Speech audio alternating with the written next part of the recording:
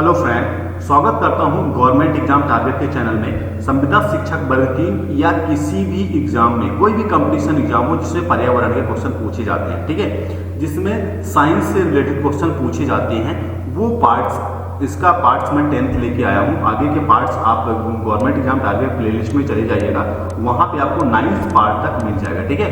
9th part तक मैं cover कर चुका हूँ, पर्यावरण 9th पार्ट तक कवर कर चुका हूँ, जिसमें साइंस के भी क्वेश्चन है, कुछ मोस्ट इंपॉर्टेंट क्वेश्चन मैंने वहाँ पे इंक्लूड किया हुआ है, ठीक है। तो यहाँ पे मैं जो पर्यावरण के मैं क्वेश्चन जो लेके आता हूँ, ठीक है, वर्ग 3 के लिए पर्यावरण के जो क्वेश्चन मैं लेके आता हूँ, वो क्वेश्चन क्या रहते हैं, इनके साथ एक्सप्लेन भी रहता है, ठीक है। जो 20 क्वेश्चन मैं रखता हूँ, यहाँ पे जो मैं 20 क्वेश्चन रखता हूँ, उन क्वेश्चनों के साथ मैं एक्सप्लेनेशन भी रखता हूँ, इनका एक्सप्लेन भी और कॉन्सेप्ट भी रखता हूँ, ठीक है। तो जो 20 क्वेश्चन मैंने इंक्लूड किया हुआ, इनके साथ आपका कॉन्सेप्ट भी रहेगा, ठीक है, कॉन्सेप्ट भी रहता है। हर वीडियो मेरा कॉन्सेप्ट रहता है। इसके अलावा और भी वीडियो मेरे देख सकते हैं आप, गवर्नमेंट एग्जाम टारगेट प्लेलिस्ट में चले जाइएगा, आपको बाल विकास शिक्षा शास्त्र बेहतरीन कंटेंट के साथ, ठीक है, बेहतरीन कंटेंट के साथ, कॉन्सेप्ट के साथ, ठीक है, जिसमें थ्योरिटिकल कॉन्सेप्ट भी रहता है और एक प्रैक्टिस सेट भी चल रहा है मेरा, ठीक है, एक प्रैक्टिस सेट भी चल रहा है, तो उसे आप प्रैक्टिस कर सकते हैं और एक कॉन्सेप्ट बेस भी रहता है, ठीक है। तो एक कॉन्सेप्ट बेस जो है मैंने 11 पार्ट तक कवर कर दिया, कॉन्सेप्ट बेस जो है 11 पार्ट तक मैंने कवर कर दिया हुआ है, ठीक है, जो कॉन्सेप्ट बेस है, ठीक है। और कॉन्सेप्ट बेस में मैंने कुछ क्वेश्चन भी कराया हुआ है, जो इसे जो कॉन्सेप्ट बेस रहता है, उस कॉन्सेप्ट बेस में मैंने क्वेश्चन भी कराया हुआ है, ठीक है। और एक अलग से प्रैक्टिस सेट चला रहा हूं, ठीक है, एक अलग से प्रैक्टिस सेट चला रहा हूं 30 का, ठीक है, 30 का एक अलग से प्रैक्टिस सेट चला रहा हूं, जिसमें मैंने 2400 क्वेश्चन रखे हुए हैं। कितने क्वेश्चन रखे हुए हैं भाई साहब? 2400 क्वेश्चन मैंने उसमें इंक्लूड किया हुआ। कितने? 2400 क्वेश्चन, ठीक है। मतलब कितना प्रैक्टिस सेट बनेगा? 80 प्रैक्टिस सेट बनने वाला है उसका, 80 प्रैक्टिस सेट बनने वाला है, जिसमें मैंने 2400 क्वेश्चन रखे हुए हैं, याद रखिएगा, ठीक है। इसके अलावा हिंदी भी मेरी चलती है, हिंदी बेहतरीन ट्रिक के साथ चलती है, उसको भी देखना ना भूलिएगा। हिंदी बेहतरीन ट्रिक के साथ चलती है, उसको भी देखना ना भूलिएगा, याद रखिएगा। हिंदी बेहतरीन 20 क्वेश्चन मैं रखता हूँ और ट्रिक के साथ रखता हूँ, जिसमें 50% में व्याकरण यहाँ पे सॉल्व करता हूँ। 50% व्याकरण, 20 क्वेश्चन में मैं 50% व्याकरण हर पार्ट में कवर किया हूँ। 20 क्वेश्चन में 50% की व्याकरण हर पार्ट में मैं कवर किया हूँ, तो उसको भी देखना ना भूलिएगा, ठीक है। इसके अलावा पर्यावरण मेरे चल ही रहा है, इसने 10 पार्ट तक मैंने कवर कर दिया हुआ है, ठीक है, ये 10 पार्ट कवर कर रहा हूँ। 9 पार्ट तक मैंने कवर कर दिया। गवर्नमेंट एग्जाम टारगेट प्लेलिस्ट में जाइएगा, वहां पे आपको ये सारे कंटेंट्स आपको देखने के लिए मिल जाएंगे। आपसे रिक्वेस्ट बस इतनी है कि अगर आप चैनल पे नया विजिट कर रहे हैं तो प्लीज चैनल को सब्सक्राइब जरूर करिएगा, सब्सक्राइब करके ही जाइएगा। नोटिफिकेशन बेल पे क्लिक करके जाना है आपको, और सेशन अगर पसंद आता है तो लाइक या डिसलाइक करके जरूर बताना है आपको, लाइक और डिसलाइक करके जरूर बताना है, और दोस्तों तक अपने शेयर करना है, ठीक है, याद रखिएगा, दोस्तों तक अपने शेयर करना है। कुछ इंपॉर्टेंट यहाँ पे क्वेश्चन मैं लेके आया हूँ, ठीक है, महत्वपूर्ण क्वेश्चन लेके आया हूँ, और उनके साथ यहाँ पे मैं कॉन्सेप्ट भी लेके आया हूँ, ठीक है।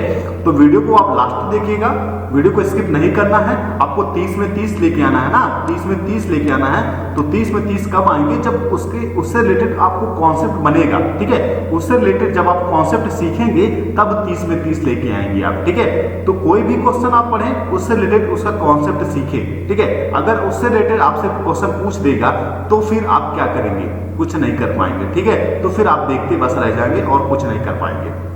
इससे मैं यहाँ पे क्या क्वेश्चन 20 क्वेश्चन लेके आया हूँ और उससे रिलेटेड कॉन्सेप्ट भी लेके आया हूँ। तो याद रखिएगा, जो भी आप क्वेश्चन पढ़ें उससे रिलेटेड कॉन्सेप्ट जरूर पढ़ें, जिससे आपको ज्यादा क्लियर हो जाए, चीजें ज्यादा क्या हो जाए, क्लियर हो जाए, ठीक है। तो चलिए सेशन की स्टार्टिंग करते हैं। स्टार्टिंग में पहला क्वेश्चन आपकी स्क्रीन सामने देखिए, दिया हुआ है खाद्य श्रृंखला में, ठीक है, खाद्य श्रृंखला में ऊर्जा का प्रवाह होता है, एक दिशी होता है, बहुदिशी होता है, चक्रीय होता है या उभय दिशी होता है? बताइए, किसी भी खाद्य श्रृंखला में, कोई भी खाद्य श्रृंखला है, उस खाद्य श्रृंखला में ऊर्जा का जो प्रवाह होता है, ठीक है, ऊर्जा का जो प्रवाह होता है वो किसमें होता है, ठीक है, ऊर्जा का प्रवाह एक दिशी होता है, बहुदिशी होता है, चक्रीय होता है या उभय दिशी होता है?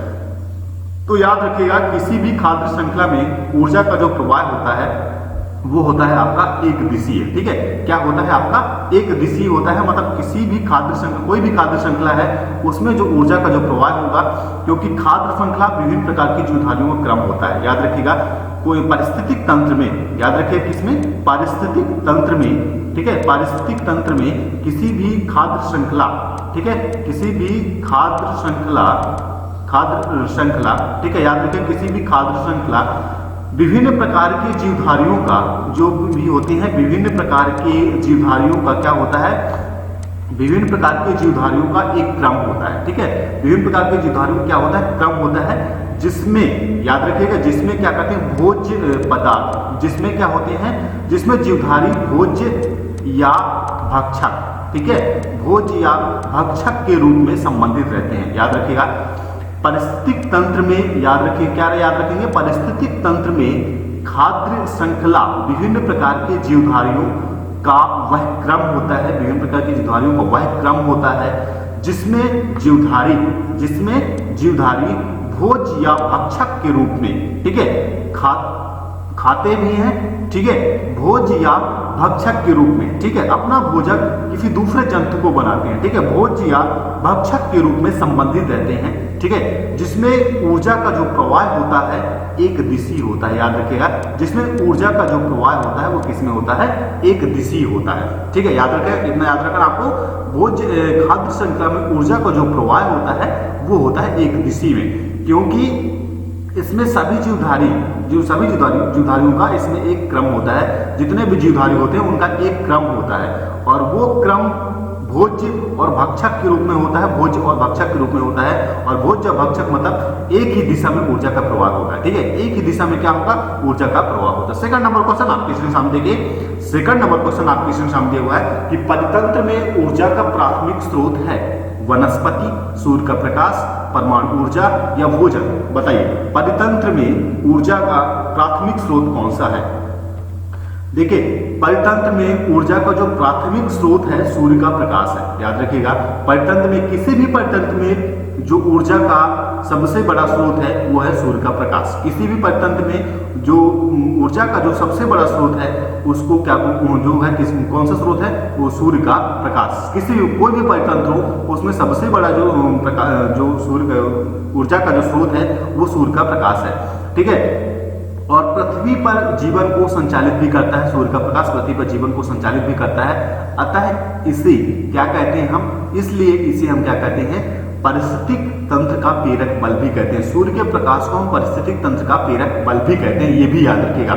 सूर्य के प्रकाश को हम पारिस्थितिक तंत्र का, याद रखिएगा, पारिस्थितिक तंत्र का प्रेरक बल भी कहते हैं, ठीक है, पारिस्थितिक तंत्र का प्रेरक बल भी कहते हैं, क्योंकि सूर्य का प्रकाश क्या होता है, सूर्य का जो प्रकाश है प्राथमिक जो ऊर्जा है, किसी भी परितंत्र का सूर्य का जो प्रकाश होता है ऊर्जा का स्रोत होता है, ठीक है। कोई भी परितंत्र हो उसमें सबसे महत्वपूर्ण होता है सूर्य का प्रकाश, ठीक है। कोई भी परितंत्र उसमें सबसे महत्वपूर्ण किसका क्या होता है, सूर्य का प्रकाश होता है, ठीक है। तो परितंत्र में ऊर्जा का जो प्राथमिक स्रोत होता है वो होता है आपका सूर्य का प्रकाश। मतलब सेकंड नंबर इसका सही जवाब हो जाएगा, राइट आंसर हो जाएगा। क्या सेकंड नंबर इसका सही जवाब हो जाएगा, राइट आंसर हो जाएगा, ठीक है। क्योंकि सूर्य का जो प्रकाश होता है, प्रकाश संश्लेषण, पौधे जो प्रकाश संश्लेषण करते हैं, प्रकाश संश्लेषण में कार्बन डाइऑक्साइड, ठीक है, कार्बन डाइऑक्साइड तथा जल से कार्बन डाइऑक्साइड और H2O से, कार्बन डाइऑक्साइड और जल से भोज्य पदार्थ का निर्माण करते हैं, ठीक है। कार्बन डाइऑक्साइड और जल से प्रकाश संश्लेषण के द्वारा कार्बन डाइऑक्साइड और जल के माध्यम से क्या करते हैं, अपने भोज्य पदार्थ का क्या करते हैं, निर्माण करते हैं। याद रखिए, भोज्य पदार्थ का क्या करते हैं, निर्माण करते हैं, ठीक है। सूर्य का जो प्रकाश होता है, ठीक है, सूर्य का जो प्रकाश होता है परितंत्र में ऊर्जा का मुख्य स्रोत भी है, ठीक है, परितंत्र की ऊर्जा का मुख्य स्रोत है। परिस्थिति तंत्र की ऊर्जा का एक पार्ट भी है, परिस्थिति तंत्र की ऊर्जा का एक पार्ट भी है, ये भी याद रखना है आपको, ठीक है। तो सेकंड नंबर सही जवाब हो जाएगा, राइट आंसर हो जाएगा, ठीक है, याद रखिएगा। नेक्स्ट नंबर क्वेश्चन देखिए आपके सामने दिया हुआ है, थर्ड नंबर क्वेश्चन आपके सामने दिया हुआ है। पर्यावरण निम्न में से कौन सा पर्यावरण अध्ययन का घटक नहीं है। पर्यावरण अध्ययन का कौन सा घटक नहीं है आपको ये बताना है। मानव, वायुमंडल, जलमंडल या सौरमंडल। बताइए, पर्यावरण का घटक नहीं है, पर्यावरण से संबंधित नहीं है, क्या संबंधित नहीं है आपको ये बताना है। आपके एनवायरनमेंट में क्या क्या चीजें पाई जाती हैं, आपको पहले ये याद रखिएगा कि आपके एनवायरनमेंट में क्या क्या चीजें पाई जाती हैं, ठीक है। आपके एनवायरनमेंट में क्या क्या चीजें पाई जाती हैं। मानव पाया जाता है क्या आपके एनवायरनमेंट में, बताइएगा, मानव पाया जाता है क्या कि नहीं पाया जाता है आपके एनवायरनमेंट में। वायुमंडल पाया जाता है कि नहीं पाया जाता है, आप ये बताइएगा। वायुमंडल पाया जाता है आपके एनवायरनमेंट में चारों तरफ या नहीं पाया जाता है। जलमंडल पाया जाता है आपके चारों तरफ या नहीं पाया जाता है। सौरमंडल पाया जाता है कि नहीं पाया जाता है, आपको ये बताना है कि इसमें से कौन सा घटक नहीं है, आपको ये बताना है, ठीक है। मैं आपसे क्वेश्चन ये पूछ रहा हूं कि इसमें से पर्यावरण का घटक नहीं है कौन, मानव नहीं है, वायुमंडल नहीं है, जलमंडल नहीं है, सौरमंडल नहीं है। बताइए कौन सा मंडल नहीं है। पर्यावरण के घटक में हमारे चारों ओर, ठीक है, हमारे चारों ओर क्या पाया जाता है, हमारे चारों ओर मानव, वायुमंडल और जलमंडल पाया जाता है, ना कि वो पर्यावरण का सौर मंडल घटक नहीं है, ठीक है, पर्यावरण का क्या सौर मंडल घटक नहीं है, मतलब 4th नंबर इसका सही जवाब हो जाएगा, राइट आंसर हो जाएगा क्या, सौर मंडल, मतलब सौर मंडल हमारा घटक नहीं है, पर्यावरण का घटक नहीं है, ठीक है। पर्यावरण के अंतर्गत क्या क्या आ जाते हैं, आपका जलमंडल आ जाएगा, ठीक है, पर्यावरण घटक के अंतर्गत क्या आ जाएगा, आपका जलमंडल आ जाएगा, ठीक है, जलमंडल आ जाएगा, आपका स्थल मंडल आ जाएगा, ठीक है, स्थल मंडल आ जाएगा, आपका जलमंडल हो गया, स्थल मंडल हो गया, ठीक है, जैव मंडल हो गया, ठीक है, जैव मंडल हो गया जिसको बोलते हैं मानव, ठीक है, मानव का मंडल, जैव मंडल हो गया आपका, ठीक है। इसमें और भी कारकों का अध्ययन किया जाता है, ठीक है। पर्यावरण के जो घटक होते हैं उसमें क्या क्या आ जाता है, आपका जलमंडल आ जाता है, स्थलमंडल आ जाता है, जैवमंडल आ जाता है, ठीक है, आपका वायुमंडल आ जाता है, ठीक है, वायुमंडल आ जाता है, ये सब मंडल आ जाते हैं आपके पर्यावरण के घटक के अंतर्गत, ठीक है, ये सब क्या आ जाते हैं, पर्यावरण घटक के अंतर्गत आ जाते हैं, ठीक है। इतनी बातें आपको याद रखना, बहुत सारी जानकारी आपको, ठीक है, बहुत ज़्यादा जानकारी आपको याद नहीं रखने की जरूरत नहीं है, ठीक है। हर क्वेश्चन में आप थोड़ी थोड़ी डिटेल उनके बारे में जानने की कोशिश करिए, ठीक है, जिससे आपको ज़्यादा आपके दिमाग में जोर भी ना पड़े, ठीक है, जिससे आपके दिमाग में जोर भी ना पड़े और क्वेश्चन भी आसानी से बन जाए, ठीक है, क्वेश्चन भी आसानी से बन जाए और दिक्कत भी ना हो, ठीक है। हर क्वेश्चन में आपको मैं डिटेल दे रहा हूँ, हर क्वेश्चन में थोड़ी मोर डिटेल मैं आपको दे रहा हूँ, उससे रिलेटेड आपको थोड़ी जानकारी दे रहा हूँ, ठीक है। तो आप कॉपी और पेन नोट डाउन करते चले जाइएगा, जिससे आपको जो जानकारी, हर क्वेश्चन में जो जानकारी मिल रही है उसको आप नोट डाउन कर सकें, ठीक है, जो जानकारी मिल रही है उसको आप नोट डाउन कर सकें, ये भी याद रखिएगा। नेक्स्ट क्वेश्चन 4th नंबर आपकी स्क्रीन सामने दिया हुआ है, पर्यावरण असंतुलन का कारण क्या है। देखिए, पर्यावरण असंतुलन कब होगा, पर्यावरण के असंतुलन क्या कारण है, जब आप पेड़ों की कटाई करेंगे, ठीक है, मृदा का ह्रास होगा, ठीक है, पेड़ों की कटाई करेंगे, मृदा का ह्रास होगा, तो वहां पे पर्यावरण में असंतुलन होगा। पर्यावरण इन्वायरमेंट अगर खराब होगा, ठीक है, हमारा पर्यावरण की क्षति होगी, ठीक है, पर्यावरण की क्षति होगी तो फिर पर्यावरण असंतुलन हो जाएगा, ठीक है। पर्यावरण का अनुचित संसाधनों का जो क्या होगा, अनुचित दोहन होगा, पर्यावरण के जो संसाधन है, ठीक है, पर्यावरण के जो संसाधन है उनका अनुचित दोहन होगा तो पर्यावरण का असंतुलन होगा, ठीक है, पर्यावरण के क्या होगा, असंतुलन हो जाएगा। और जब पर्यावरण असंतुलन होगा तो बहुत सारी चीजें हो जाएगी, जब पर्यावरण प्राकृतिक आपदाएं आएगी, ठीक है, प्राकृतिक आपदाएं आएगी, बाढ़ आएगा, सूखा आएगा, मतलब बहुत सारी समस्याएं आ जाती हैं। जब पर्यावरण असंतुलन हो जाता है तो बहुत सारी समस्याएं आ जाती हैं, ठीक है। तो इसमें आपको ये बताना है कि पर्यावरण असंतुलन का क्या कारण है। पर्यावरणीय चेतना का अभाव, पहला है आपका पर्यावरणीय चेतना का अभाव, सेकंड नंबर है आपका भौतिकवादी सोच, ठीक है, भौतिकवादी सोच, नेक्स्ट 3rd नंबर है आपका भोगवादी प्रवृत्ति और नेक्स्ट नंबर है आपका 4th नंबर है इनमें से सभी। बताइए इसमें से कौन सा असंतुलन का कारण है, इनमें से सभी असंतुलन के कारण है, पर्यावरण के असंतुलन के सभी कारण है, मतलब 4th नंबर इसका सही जवाब हो जाएगा, राइट आंसर हो जाएगा। इनमें सभी असंतुलन के कारण, ठीक है, पर्यावरण के असंतुलन के ये सभी कारण हैं, पर्यावरण असंतुलन के सभी कारण है, ये बात आपको याद रखना है कि अगर पर्यावरण का असंतुलन बिगड़ा तो फिर वो आपका असंतुलन बिगाड़ देगा, ठीक है, पर्यावरण का अगर असंतुलन बिगड़ेगा तो फिर वो आपका असंतुलन बिगाड़ देगा, ठीक है। पर इसलिए पर्यावरण को बचाए रखना है, पर्यावरण के बारे में जागरूकता बनाए रखना है, ठीक है, पर्यावरण के बारे में जागरूकता सभी को देना है कि पेड़ों को बचाए रखें, पेड़ों को लगाएं, ठीक है, मृदा का ह्रास ना होने दे, ठीक है, मृदा का अगर ह्रास होगा तो फिर आपका सूखा, बाढ़, सूखा होगा,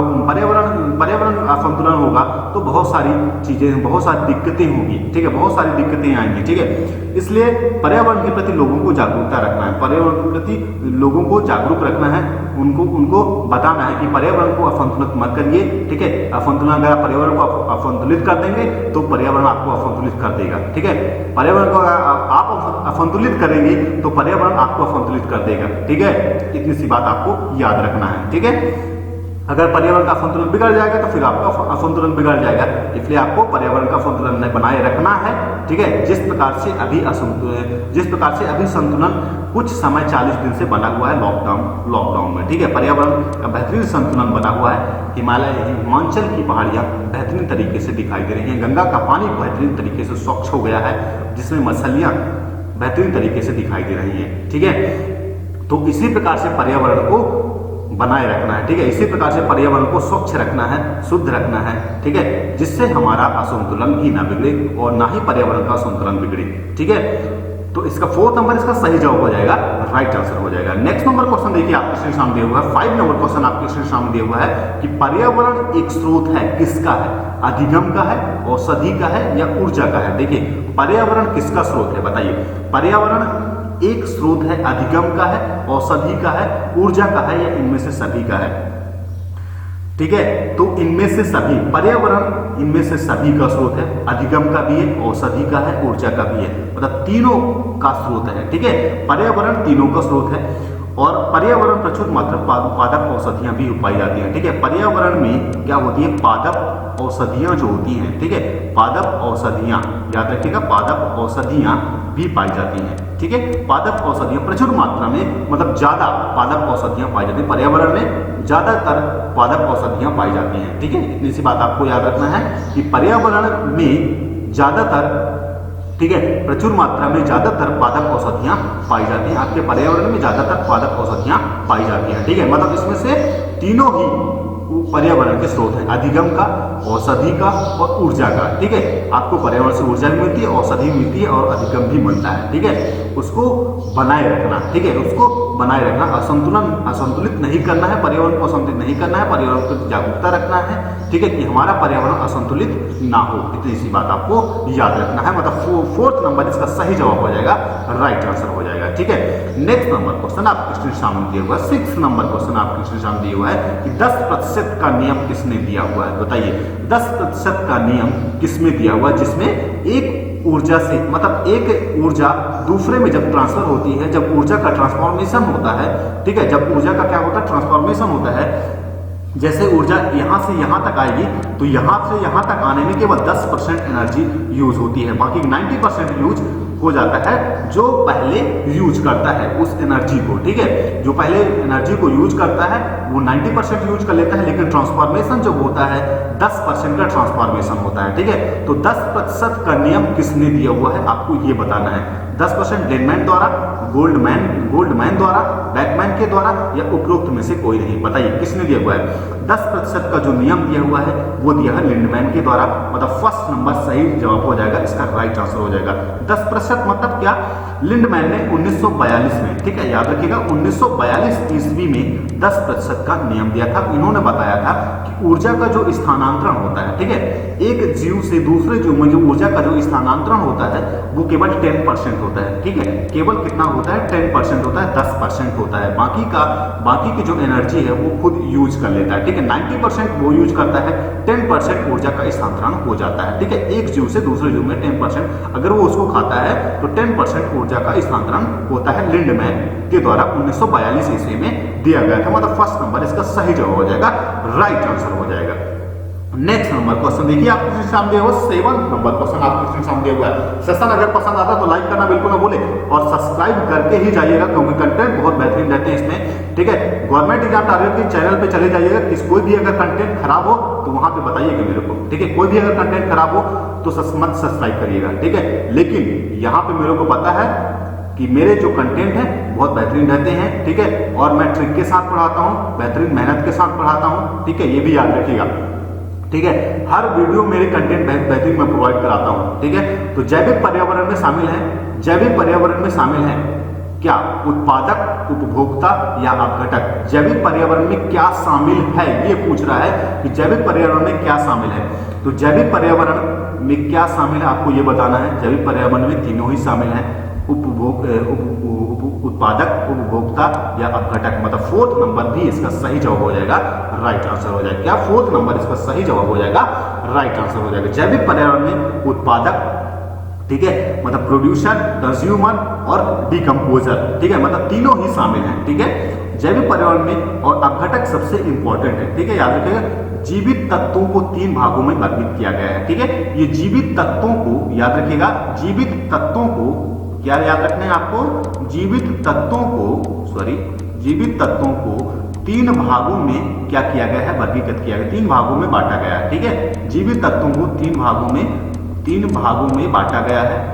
कौन कौन सा भाग है आपका? प्रोड्यूसर, ठीक है, प्रोड्यूसर, पहला आपका प्रोड्यूसर, सेकंड नंबर आपका होगा कंज्यूमर, ठीक है, सेकंड नंबर आपका कंज्यूमर, और थर्ड नंबर आपका डीकंपोजर, ठीक है, डीकंपोजर, ठीक है, याद रखिएगा डीकंपोजर, ठीक है, मतलब उत्पादक, उपभोक्ता और अपघटक, ठीक है, उत्पादक, उपभोक्ता और अपघटक, मतलब जीवित तत्वों को 3 भागों में बांटा गया है, ठीक है, जीवित तत्वों को कितने भागों में? 3 भागों में बांटा गया है, उत्पादक, उपभोक्ता और अपघटक, प्रोड्यूसर, कंज्यूमर और डीकंपोजर, ठीक है, अपघटक, डीकंपोजर मतलब क्या? आपका अपघटक, ठीक है। तो जैविक पर्यावरण में क्या शामिल है? जैविक पर्यावरण में तीनों ही शामिल है, उत्पादक भी है, उपभोक्ता भी है और अपघटक भी है, ठीक है। नेक्स्ट नंबर क्वेश्चन आपके सामने देखिए, नेक्स्ट नंबर क्वेश्चन बेहतरीन क्वेश्चन दिया हुआ है कि ऊर्जा संवहन के निम्नलिखित आरेख को ध्यानपूर्वक देखें, ठीक है, आपको ध्यानपूर्वक दिख रहा है आरेख, बढ़िया बेहतरीन तरीके से दिख रहा है, ठीक है, बताइएगा, ठीक है। इसमें आपको बताना है, क्या बताना है कि किस प्रकार से इसमें ऊर्जा का स्थानांतरण हो रहा है, ठीक है। ये जो आरेख ऊर्जा का स्थानांतरण बना हुआ है, इसमें किस प्रकार से ऊर्जा का स्थानांतरण हो रहा है, पहली बात नोट कर लीजिएगा, पहली बात ये याद रखिएगा।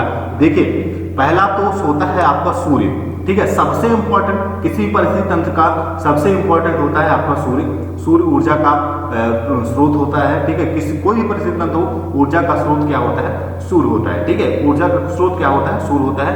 तो पहली बात याद रखिएगा, हमने यहाँ पे माना क्या? सूर्य, ठीक है। सेकंड नंबर पे हमने माना, ठीक है, नेक्स्ट सेकंड नंबर हमने माना क्या?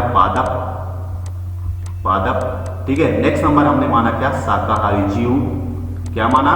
शाकाहारी जीव, हमने माना शाकाहारी जीव, ये याद रखिएगा। फिर हमने नेक्स्ट माना, ठीक है, फिर हमने नेक्स्ट माना क्या? मांसाहारी, क्या माना? मांसाहारी हमने माना, ठीक है। फिर हमने नेक्स्ट माना क्या? अपघटक, ठीक है, नेक्स्ट क्या माना? अपघटक माना, ठीक है, हमने माना क्या? अपघटक। इतनी सी बात आपको याद रखना है। हर एक ट्रांसफॉर्मेशन में याद रखिएगा। अभी लिंडमैन का मैंने नियम बताया, लिंडमैन का नियम क्या कहता है कि 1942 में इन्होंने दिया हुआ, लिंडमैन का जो नियम 1942 में उन्होंने दिया हुआ था, क्या दिया हुआ कि हर एक ट्रांसफॉर्मेशन में 10% की एनर्जी क्या होती है? लॉस होती है या ट्रांसफर होती है, ठीक है। हर एक ट्रांसफॉर्मेशन में 10% की एनर्जी ट्रांसफर होती है, ठीक है, 10% की एनर्जी क्या होती है? ट्रांसफर होती है। इतनी सी बात आपको याद रखना है, ठीक है। तो यहाँ पे पहला क्या है? कोई भी तंत्र होगा, ठीक है, कोई भी तंत्र होगा, उस परितंत्र में ऊर्जा का मुख्य स्रोत क्या होता है? सूर्य होता है। ये मैंने सूर्य को पहले स्टेप पे रख दिया। फर्स्ट स्टेप में हमने सूर्य रखा, सेकंड में क्या होता है? पादप होता है, फिर नेक्स्ट शाकाहारी होता है, ठीक है, सूर्य, पादप, शाकाहारी, मांसाहारी और अपघटक, ठीक है। ये तो होता है किसका? ऊर्जा का संवहन, ठीक है। तो ये क्या है? स्ट्रक्चर है ऊर्जा के संवहन का। अब इसमें देखिए, फर्स्ट जो चरण होता है, ठीक है, पहला सूर्य, फिर पादप, फिर शाकाहारी जीव, मांसाहारी और क्या? आपका अपघटक, ठीक है, क्या आपका दिया हुआ है? अपघटक दिया हुआ है। तो देखिए यहाँ पे क्या दिया हुआ? सेकंड नंबर पे क्या दिया हुआ है? देखिए, सेकंड नंबर से ट्रांसफॉर्मेशन होता है 5 नंबर पे, और थर्ड से होता है आपका 5 नंबर में ट्रांसफॉर्मेशन, ठीक है। तो इसका ट्रांसफॉर्मेशन क्या होगा? पहला सूर्य, ठीक है, दूसरा क्या होगा? पहला आंसर आपके सामने दिया हुआ है, देखिए बकरी दिया हुआ है, फिर तीसरा मनुष्य दिया हुआ है, पांचवा शेर दिया हुआ है। तो ये क्या ट्रांसफॉर्मेशन सही है? ठीक है, यहाँ पे ऊर्जा का जो स्थानांतरण हो रहा है वो क्या सही तरीके से हो रहा है? बताइए। पहली बात गलत, ठीक है, तो ये गलत हो गया, ठीक है। दूसरा नंबर देखिए, सूरज, ठीक है, सूरज, फिर बकरी, फिर मनुष्य, क्या यहाँ पे ऊर्जा का ट्रांसफॉर्मेशन सही हो रहा है? ये भी गलत, ठीक है, ये भी गलत है। फिर नेक्स्ट नंबर देखिएगा, देखिए यहाँ पे दिया हुआ सूरज, पौधा और शेर, क्या पौधा शेर खाता है? ठीक है। अब देखिए थर्ड नंबर बचा हुआ, तो मतलब थर्ड नंबर आपका आंसर सही हो जाएगा। देखिए यहाँ पे सूर्य, सेकंड नंबर बकरी और 5 नंबर आपका मनुष्य। जो ट्रांसफॉर्मेशन ऊर्जा का जो सम्मान बना हुआ है इस प्रकार से होगा, सूर्य होगा, बकरी होगा और मनुष्य होगा, मतलब थर्ड नंबर इसका सही जवाब हो जाएगा, राइट आंसर हो जाएगा, ठीक है। नेक्स्ट नंबर क्वेश्चन आपके सामने दिया हुआ है, 9 नंबर क्वेश्चन आपके सामने दिया हुआ है, विकल्पों में से पर्यावरणीय मुद्दे हैं, विकल्पों में से पर्यावरणीय मुद्दे क्या हैं? बताइए। जल संरक्षण, कचरा निस्तारण, जनसंख्या वृद्धि या सभी? पर्यावरण को प्रभावित करने वाले कारक क्या होते हैं? पर्यावरण को जो प्रभावित करते हैं, ठीक है, पर्यावरण को प्रभावित करने वाले कारक क्या क्या होते हैं वो मैं बता देता हूं। आपके सामाजिक कारण, ठीक है, पर्यावरण को प्रभावित करने वाले सामाजिक, आर्थिक, ठीक है, प्रभावित करने वाले जो कारण होते हैं वो होते हैं सामाजिक कारण हो गया, आर्थिक कारण हो गया, राजनैतिक कारण हो गया, ठीक है, क्या हो गया, राजनैतिक कारण हो गया, आपका राजनैतिक कारण हो गया, और आपका हो गया जलवायु, ठीक है, आपको क्या हो गया, जलवायु। ये होते हैं क्या, आपके पर्यावरण को प्रभावित करने वाले कारक, ठीक है, पर्यावरण को प्रभावित करने वाले कारक सामाजिक, आर्थिक, राजनीतिक एवं जलवायु, ठीक है, ये पर्यावरणीय मुद्दे कहे जाते हैं, ठीक है। ये पर्यावरण के क्या है, ये पर्यावरणीय मुद्दे हैं, सामाजिक हो गया, आर्थिक हो गया, राजनीतिक हो गया और जलवायु हो गया, ये पर्यावरणीय मुद्दे कहे जाते हैं। जैसे आपका पर्यावरणीय मुद्दे में ये भी आ जाता है, आपका जल संरक्षण हो गया, कचरा निस्तारण हो गया और जनसंख्या वृद्धि हो गई, ठीक है। तो ये निम्नलिखित विकल्पों में से पर्यावरणीय मुद्दे हैं। तो पर्यावरणीय सभी मुद्दे हैं, मतलब सभी इसका सही जवाब हो जाएगा, राइट आंसर हो जाएगा, सभी इसका सही जवाब हो जाएगा, राइट आंसर हो जाएगा, ठीक है। 4 नंबर इसका सही जवाब हो जाएगा, राइट आंसर हो जाएगा। नेक्स्ट नंबर क्वेश्चन आपके स्क्रीन सामने दिया हुआ, देखिए 10 नंबर क्वेश्चन आपके स्क्रीन सामने दिया हुआ है, ईवीएस, ठीक है, याद रखिए, क्या याद रखना है आपको, ईवीएस एकीकरण है। ईवीएस एकीकरण मतलब इन्वायरमेंट स्टडीज, ठीक है, इन्वायरमेंट स्टडीज, ईवीएस एकीकरण है, इन्वायरमेंट स्टडीज जिसको बोलते हैं, ये क्या है, ठीक है, पारिस्थितिक विषाणु विज्ञान और विज्ञान का है। ईवीएस सिस्टम क्या है ये पूछ रहा है, ये ईवीएस सिस्टम क्या है ये पूछ रहा है, आपको बताना है। पहला आंसर आपके सामने दिया हुआ है, पारिस्थितिक विषाणु विज्ञान और विज्ञान का है ईवीएस सिस्टम, या फिर विज्ञान और सामाजिक अध्ययन का है ये सिस्टम, या फिर विज्ञान, सामाजिक अध्ययन और पर्यावरण शिक्षा का है अध्ययन, या फिर पर्यावरण विज्ञान और सामाजिक अध्ययन का है। बताइए ईवीएस सिस्टम कहाँ पे काम करता है और ये है क्या, ठीक है। तो मैं बता देता हूँ ये क्या है, विज्ञान, सामाजिक अध्ययन और पर्यावरण शिक्षा है, मतलब 3rd नंबर इसका सही जवाब हो जाएगा, राइट आंसर हो जाएगा, ठीक है। 3rd नंबर इसका सही जवाब हो जाएगा, राइट आंसर हो जाएगा, ठीक है। विज्ञान, सामाजिक अध्ययन और पर्यावरण शिक्षा को इसमें शामिल किया गया है, ईवीएस सिस्टम में शामिल किया गया है, ठीक है। Next number question 11 number question आपके स्क्रीन सामने दिया हुआ है, पृथ्वी पर ऊर्जा का चरम स्रोत क्या है। देखिए मैं पहले भी बता चुका हूं, सबसे इंपॉर्टेंट कौन है, कोई भी तंत्र होगा, कोई भी परितंत्र होगा, कोई भी तंत्र होगा जिसमें ऊर्जा का ट्रांसफॉर्मेशन होता है, ठीक है, जिसमें ऊर्जा का ट्रांसफॉर्मेशन होता है, सबसे इंपॉर्टेंट होता है सूर्य, ठीक है। तो यहाँ पे पूछ रहा है कि पृथ्वी पर ऊर्जा का जो स्रोत होता है, पृथ्वी पर ऊर्जा का जो स्रोत होता है वो कौन है, पृथ्वी पर ऊर्जा का चरम स्रोत कौन है, सबसे इंपॉर्टेंट स्रोत कौन है, वो है आपका सूर्य, ठीक है। पृथ्वी पर जो सबसे इंपॉर्टेंट, ठीक है, पृथ्वी पर जो ऊर्जा का जो चरम स्रोत है, सबसे इंपॉर्टेंट स्रोत है, उसको हम क्या बोलते हैं, सूर्य है, ठीक है। पारिस्थितिक तंत्र में ऊर्जा का मुख्य स्रोत है सूर्य का प्रकाश, ये भी आपको याद रखना, मैं पहले भी बता चुका हूं कि कोई भी पारिस्थितिक तंत्र होगा, ठीक है, कोई भी पारिस्थितिक तंत्र होगा उसमें जो इंपॉर्टेंट होगा, ठीक है, ऊर्जा का जो मुख्य स्रोत होगा, ठीक है, कोई भी परिस्थितिक तंत्र है, ऊर्जा का जो स्रोत होगा वो होगा आपका सूर्य का प्रकाश, ठीक है, सूर्य का प्रकाश, ठीक है, सूर्य का प्रकाश। और पृथ्वी पर जीवन को संचालित भी करता है, सूर्य का प्रकाश पृथ्वी को जीवन पर संचालित भी करता है, ठीक है। इसलिए इसे पारिस्थितिक तंत्र का क्या बोलते हैं, हम प्रेरक बल भी बोलते हैं, ठीक है।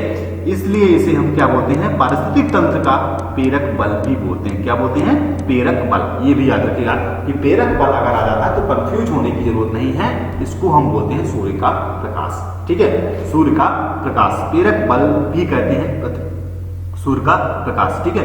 तो सूर्य से प्राप्त जो ऊर्जा होती है उसको हम सौर ऊर्जा कहलाती है, ठीक है। सूर्य से जो प्राप्त ऊर्जा होती है, सूर्य से जो प्राप्त ऊर्जा होती है, ठीक है, सूर्य से प्राप्त जो ऊर्जा होती है उसको हम कहते हैं सौर ऊर्जा, क्या कहते हैं, सौर ऊर्जा कहते हैं। सूर्य से प्राप्त ऊर्जा को हम क्या कहते हैं, सौर ऊर्जा कहते हैं। ये बात आपको याद रखनी है, आपके कॉन्सेप्ट में होना चाहिए, ठीक है। सूर्य से प्राप्त जो ऊर्जा होती है उसको हम क्या कहते हैं, सौर ऊर्जा कहते हैं, ठीक है। और इसी ऊर्जा की हेल्प से, ठीक है, इसी ऊर्जा की हेल्प से हरे पेड़ पौधे जो होते हैं, हरे पेड़ पौधे जो होते हैं कार्बन डाइऑक्साइड और जल की मात्रा में, ठीक है, कार्बन डाइऑक्साइड जल की मात्रा में अपना भोजन पकाते हैं, ठीक है, अपना भोज्य पदार्थ का निर्माण करते हैं, ठीक है, भोज्य पदार्थ का निर्माण करते हैं, ठीक है। ये भी आपको याद रखना, मतलब सेकंड नंबर इसका सही जवाब हो जाएगा, राइट आंसर हो जाएगा। ठीक है, नेक्स्ट नंबर क्वेश्चन आपके सामने दिया हुआ है, कौन सी खाद्य श्रृंखला घासीय मैदान की नहीं है? बताइए, इसमें घासीय मैदान की कौन सी खाद्य श्रृंखला नहीं है? कीट, मेढक या सांप?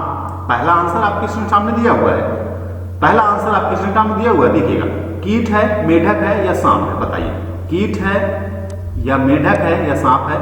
खरगोश, लोमड़ी या शेर है? या प्लावक, मछली या व्हेल है? या चूहा, सांप या गिद्ध है? बताइए कौन सा इसमें से खाद्य श्रृंखला के घासीय मैदान का नहीं है? ठीक है, घासीय मैदान का नहीं है, ये आपको बताना है। ठीक है, तो घासीय मैदान का क्या नहीं है? देखिए, घास में चीजें कौन कौन सी पाई जाती हैं आपको ये बताना है। और घासीय मैदान मतलब क्या? जो घास की चीजों में पाई जाती है, मतलब घासीय मैदान। ठीक है, घास के मैदान में जो नहीं पाया जाता है वो कौन है? घास के मैदान में कौन नहीं पाया जाता है? घास के मैदान में मछली पाई जाती है क्या? प्लावक पाया जाता है क्या? व्हेल पाई जाती है, घास में तैरती दिखाई देती है आपको? घास में व्हेल मछली नहीं दिखाई देती ना, मतलब थर्ड नंबर इसका सही जवाब हो जाएगा, क्योंकि ये जलीय है। क्योंकि क्या है, ये जलीय क्षेत्र की है। कौन से क्षेत्र की है? ये जलीय क्षेत्र की है, आपको याद रखना है। ठीक है, ये कौन से क्षेत्र की है? जलीय क्षेत्र की है, बाकी घास के मैदान की है। कीट, मेढक, सांप आपको घास के मैदान में जाएगा, खरगोश, लोमड़ी और शेर आपके घास के मैदान में जाएगा, चूहा, सांप और गिद्ध भी आपके घास के मैदान में मिल जाएगा। ठीक है, देखने से आपको मिल जाएगा, लेकिन ना प्लावक मिलेगा, ना मछली मिलेगी और ना व्हेल मिलेगा, क्योंकि प्लावक मछली का, ठीक है, प्लावक क्या है? प्लावक आपका जो पानी में पाया जाता है। ठीक है, प्लावक क्या है? एक सूक्ष्म घास है। ठीक है, प्लावक के बारे में अगर हम बात करें तो प्लावक क्या है?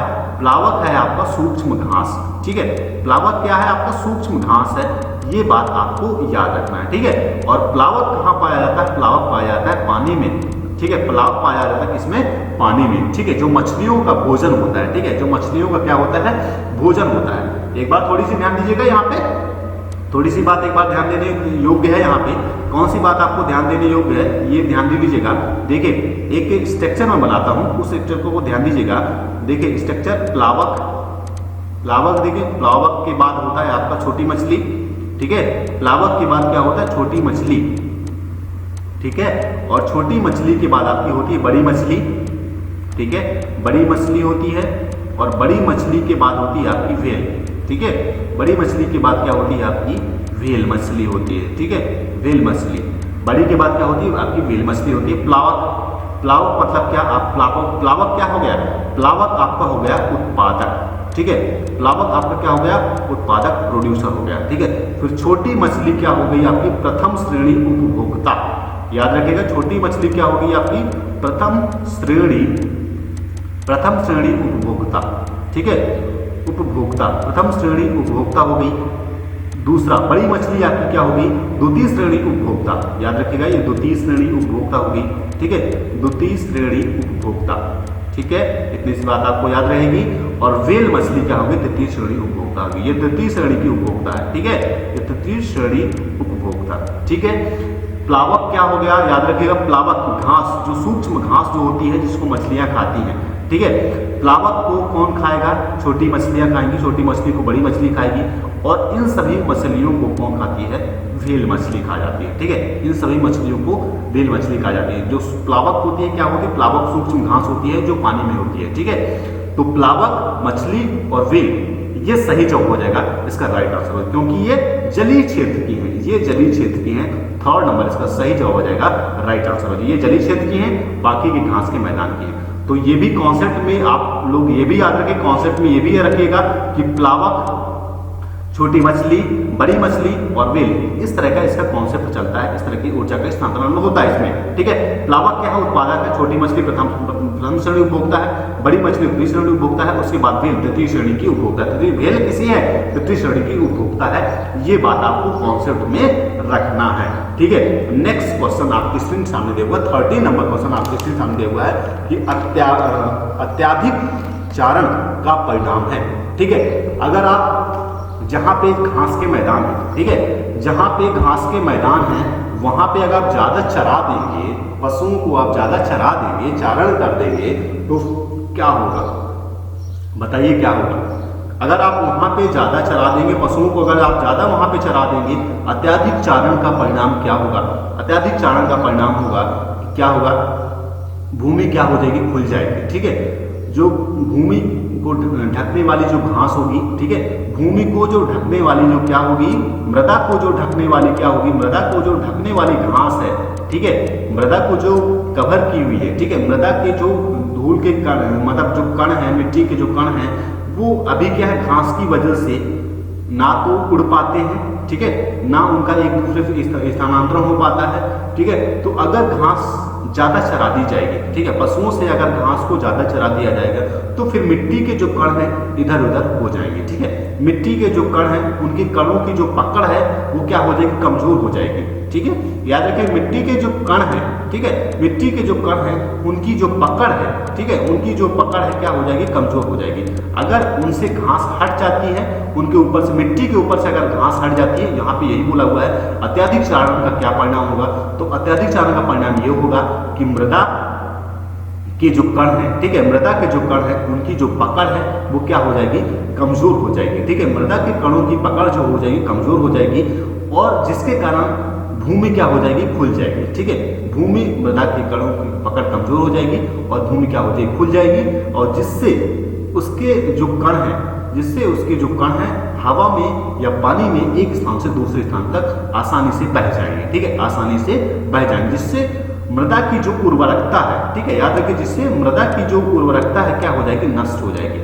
मृदा की उर्वरकता जो है वो नष्ट होगी। ठीक है, मृदा की उर्वरकता शक्ति जो है वो क्या होगी? नष्ट होगी। ठीक है, तो अत्यधिक अगर आप चराएंगे तो क्या होगा? सीधा सा मृदा प्रदूषण होगा। क्या होगा? मृदा अपरदन होगा। ठीक है, मृदा का क्या होगा? आपका अपरदन होगा। मतलब सेकंड नंबर इसका सही जवाब हो जाएगा। यहाँ पे कंफ्यूजन वाली बात ये है कि यहाँ पे मृदा प्रदूषण भी लिखा हुआ है, मृदा अपरदन भी लिखा हुआ है, ताप प्रदूषण भी लिखा हुआ है, जलवायु परिवर्तन भी लिखा हुआ है। ठीक है, तो सेकंड नंबर इसका सही जवाब हो जाएगा मृदा अपरदन होगा यहाँ पे। ठीक है, क्या होगा? मृदा अपरदन होगा, क्योंकि घास जब अधिक चरा ली जाएगी, घास का अधिक दोहन हो जाएगा। ठीक है, घास का जब अधिक दोहन हो जाएगा तो मिट्टी के जो कण है उनकी पकड़ क्या हो जाएगी? कमजोर हो जाएगी। मिट्टी की जब पकड़ कमजोर हो जाएगी तो हवा और पानी में जो कण है, मिट्टी के जो कण है, एक स्थान से दूसरे स्थान पहुंच जाएंगे, जिससे उस मृदा की उर्वरकता शक्ति क्या हो जाएगी? नष्ट हो जाएगी। मतलब मृदा की जो उर्वरकता शक्ति क्या है वो नष्ट हो जाएगी। याद रखिए, इतनी बात आपको याद रखने की जरूरत है। नेक्स्ट नंबर क्वेश्चन आपके सामने देखिएगा, 40 नंबर क्वेश्चन, ह्यूमस निर्माण में कौन सहायक होता है? ह्यूमस के निर्माण में सबसे महत्वपूर्ण होता है अपघटक। इतनी सी बात, ह्यूमस के निर्माण में सबसे महत्वपूर्ण घटक जो होता है अपघटक होता है। ठीक है, कौन होता है? आपका अपघटक, सॉरी, ह्यूमस के निर्माण में सबसे महत्वपूर्ण घटक होता है आपका अपघटक। कौन होता है? आपका अपघटक होता है। और सबसे ऊपर की परत भी होती है, मिट्टी के सबसे ऊपर की जो परत होती है उसको हम क्या बोलते हैं? ह्यूमस कहते हैं। ठीक है, मिट्टी के सबसे ऊपर की जो परत होती है उसको हम क्या कहते हैं?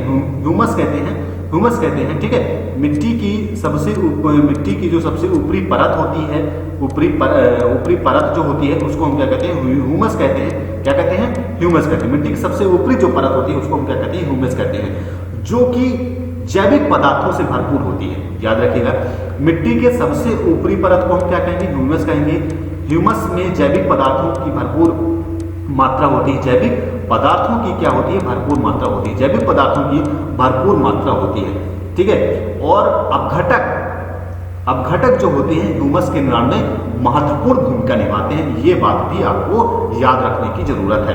ठीक है, ह्यूमस के निर्माण में सबसे महत्वपूर्ण घटक होता है, सबसे महत्वपूर्ण चीज क्या है? सबसे इंपॉर्टेंट चीज होती है अपघटक। ठीक है, ह्यूमस के निर्माण में सबसे महत्वपूर्ण घटक कौन है? आपका अपघटक। मतलब सेकंड नंबर इसका सही जवाब हो जाएगा, राइट आंसर हो जाएगा। सेकंड नंबर इसका सही जवाब हो जाएगा, राइट आंसर हो जाएगा। ठीक है, इतनी सी बात आपको याद रखने की जरूरत है। नेक्स्ट नंबर क्वेश्चन आपके सामने दिया हुआ है, देखिए 15 नंबर क्वेश्चन आपके सामने दिया हुआ है कि नदी मुहानों के लक्षण हैं ताजा एवं खारा जल, समृद्ध एवं जैविक विविधता, अत्यधिक उत्पादक और सभी। बताइए, नदी मुहानों के लक्षण हैं। ठीक है, नदी मुहानों के क्या लक्षण है? ताजा जल और खारा। ठीक है, मतलब इसमें सभी हो जाएगा। ठीक है, इसमें क्या होगा? सभी होगा। 4th नंबर इसका सही जवाब हो जाएगा, राइट आंसर हो जाएगा। ठीक है, नदी मुहानों के क्या लक्षण है? ताजा एवं खारा जल, समृद्ध एवं जैव विविधता, अत्यधिक उत्पादकता। इसमें सभी आंसर हो जाए, सही आंसर। 4th नंबर इसका सही जवाब हो जाएगा, राइट आंसर हो जाएगा। ठीक है। नेक्स्ट नंबर क्वेश्चन देखिए 16 नंबर क्वेश्चन आपके स्क्रीन नाम दिया हुआ है कि खाद्य श्रृंखला द्वारा घातक रसायनों की निरंतरता बढ़ती मात्रा कहलाती है पारिस्थितिक संतुलन। क्या कहलाती है?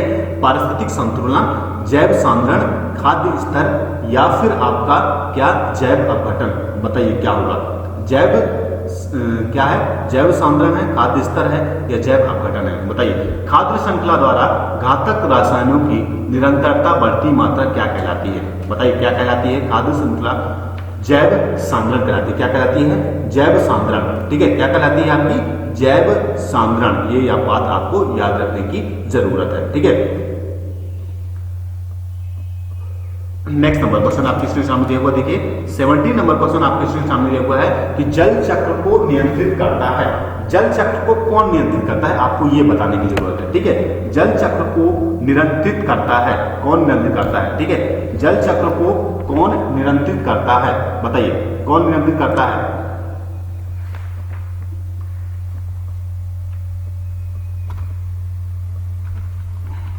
सॉरी, अरे बाबा कहाँ चला गया? अरे यार,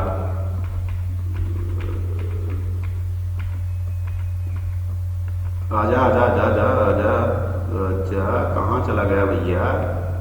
अरे भैया आजा, बच्चों का टाइम डिस्टर्ब कर रहा है। नदी मुहानों का लक्षण हो गया, ये सभी हो गया। ठीक है। नेक्स्ट नंबर क्वेश्चन था आपका खाद्य श्रृंखला में घातक रसायन निरंतर बढ़ती है किससे? जैव सांद्रण से। ये भी क्वेश्चन हो गया।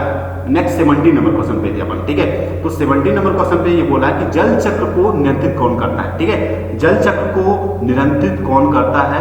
घास स्थल, वन, प्लावक या ऊपर रोही। ठीक है, ऊपरी रोही।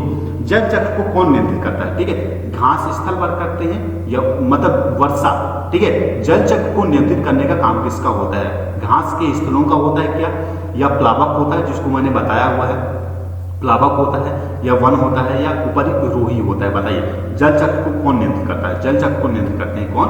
वन। ठीक है, जल वर्षा को नियंत्रित करने का, पर्यावरण को नियंत्रित करने का सबसे महत्वपूर्ण है क्या? आपके वन। ठीक है, अगर वन है, ठीक है, पेड़ पौधे हैं तो आपका जल चक्र भी नियंत्रण रहेगा, पर्यावरण भी आपका नियंत्रण रहेगा। अगर वन नियंत्रण नहीं है, ठीक है, अगर वन आप पेड़ पौधों को काट डालेंगे, ठीक है, पेड़ पौधों का दोहन करेंगे, ठीक है, पेड़ पौधों का अगर आप दोहन करते हैं तो फिर आपका जल चक्र भी डिस्टर्ब हो जाएगा और जल चक्र डिस्टर्ब हो जाएगा तो आप डिस्टर्ब हो जाएंगे। ठीक है, पर्यावरण डिस्टर्ब हो जाएगा, पर्यावरण डिस्टर्ब हो जाएगा तो आप भी डिस्टर्ब हो जाएंगे। ठीक है, इसलिए पर्यावरण के प्रति जागरूकता रखना है। ठीक है, जल चक्र को नियंत्रित करता है कौन? वन। ठीक है, तो वन को आपको बचाए रखना है। ठीक है, पेड़ों को काटने से आपको बचाना है। मतलब सेकंड नंबर इसका सही जवाब हो जाएगा, राइट आंसर हो जाएगा। नेक्स्ट नंबर क्वेश्चन आप देखिए, आपको नाम दिया हुआ है पेड़ों की कटाई घटाती है। क्या घटाती है? वर्षा, मृदा अपरदन, भूस्खलन या सभी। पेड़ों की जो कटाई होती है वो क्या घटाती है? मृदा का अपरदन घटाती है, वर्षा घटाती है या मृदा अपरदन घटाती है? देखिए इसमें कंफ्यूजन वाले सारे क्वेश्चन, ठीक है, कंफ्यूजन वाले सारे जवाब हैं इसमें। वर्षा, मृदा अपरदन, भूस्खलन या सभी। बताइए क्या आंसर आप लगाएंगे इसमें? पेड़ों की कटाई क्या घटाती है? पेड़ों की कटाई घटाती है क्या? आपकी वर्षा। ठीक है, पेड़ों की कटाई क्या घटाती है? याद रखिएगा, वर्षा। ठीक है, पेड़ों की कटाई क्या घटाती है?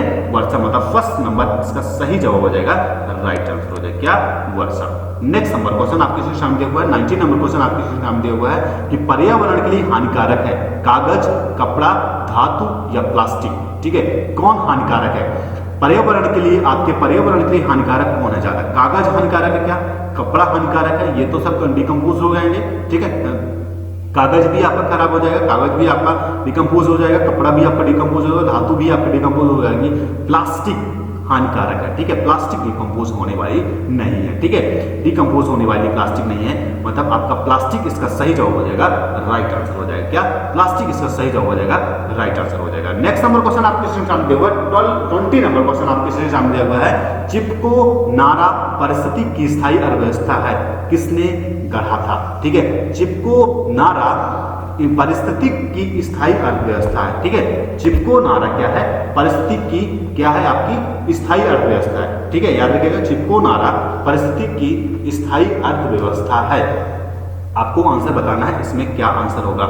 चना प्रसाद भट्ट, ठीक है, क्या है आपका चना प्रसाद भट्ट है, ठीक है, क्या है आपका चना प्रसाद भट्ट। नेक्स्ट नंबर है आपका सुंदरलाल बहुगुणा, नेक्स्ट नंबर है आपका श्याम प्रसाद बहुगुणा, ठीक है, और नेक्स्ट नंबर आपका वचना देवी।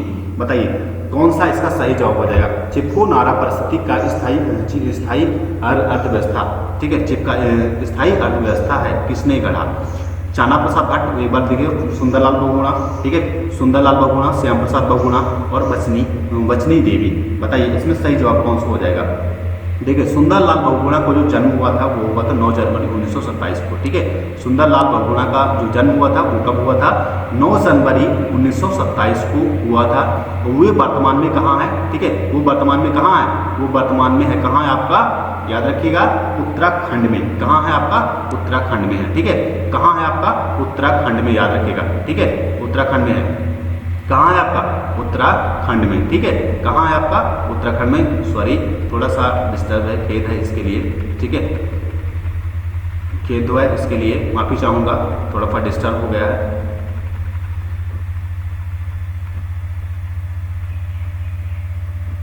नेक्स्ट, ठीक है, तो सुंदरलाल जो बहुगुणा है, ठीक है, सुंदरलाल जो बहुगुणा है 9 जनवरी, ठीक है, याद रखिएगा 9 जनवरी, याद रखिएगा 9 जनवरी 1927, ठीक है, 9 जनवरी 1927 को इनका जन्म हुआ था, ठीक है, और वर्तमान में जो ये है उत्तराखंड में, वर्तमान में ये कहाँ है आपका उत्तराखंड में, ठीक है। सुंदरलाल बहुगुणा जो का जो जन्म हुआ था वो हुआ था 9 जनवरी 1927 को उत्तराखंड में, ठीक है, 9 जनवरी 1927 को कहाँ हुआ था उत्तराखंड में हुआ था, ठीक है, उत्तराखंड में हुआ था।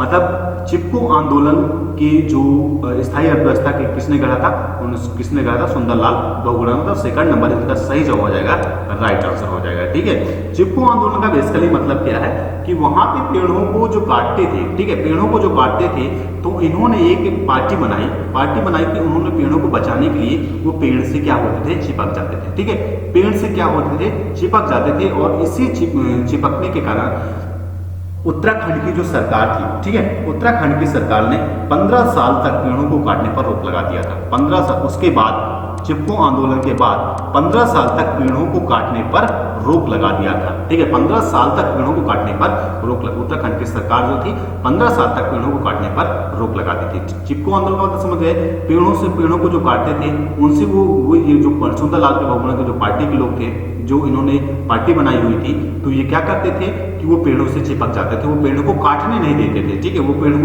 को क्या करने देते थे, काटने नहीं देते थे, ठीक है। तो इनका सबसे बड़ा योगदान रहा चिपको आंदोलन है सुंदरलाल बहुगुणा का। इनका जन्म हुआ था 9 जनवरी 1927 को उत्तराखंड में, ठीक है। तो सेशन कैसा रहा, सेशन कैसा रहा बताइए, लाइक करके जरूर बताइएगा, ठीक है, और दोस्तों तक अपने शेयर करिएगा जिससे इस वीडियो को जो नॉलेज है उनको भी मिल सके।